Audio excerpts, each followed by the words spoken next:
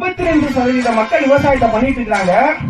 ஆனா இந்த நாட்டினுடைய பசிய போக்கக்கூடிய அந்த விவசாயிகள் இன்னைக்கு பசியாலும் பஞ்சத்தாலும் தற்கொலை பண்ணிட்டு இருக்காங்க. இதெல்லாம் நம்ம என்னைக்கு நம்ம யோசிச்சிருக்கோம். எல்லா பேருமே சோறு செய்யறோம். சிகரெட் யாரோ ஒரு சில பேர் இந்த சிகரெட் குடிப்பாங்க. இந்த மது குடிக்கிறவங்க இருக்காங்களே, குடும்பத்துல எல்லா பேருமே மது குடிக்கிறாங்களா? கிடையாது. ஏதோ ஒரு சில பேர் இந்த மதுவை குடிப்பாங்க, இந்த சிகரெட்டை குடிப்பாங்க. இவன் கூட டாப்ல இருக்கிறான். இந்த மதுவை தயாரிக்கிறவனும் இந்த சிகரெட்டை தயாரிக்கிறவனும் டாப்ல இருக்கிறான். ஆனா சோறு இருக்குது பாத்தீங்களா?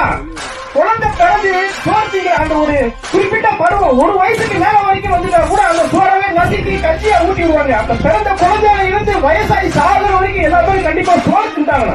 அப்ப அந்த சோறை விளைவிக்கக்கூடிய அந்த விவசாயி தற்கொலை பண்ணிக்கிட்டு சாகுறான். அவன் ஒரு ஏக்கருக்கோ 10 ஏக்கருக்கோ விவசாயம் பண்ணாலும் அவனுக்கு அந்த குடிக்கிறதுக்கு கஞ்சி கிடைக்க மாட்டேங்குது.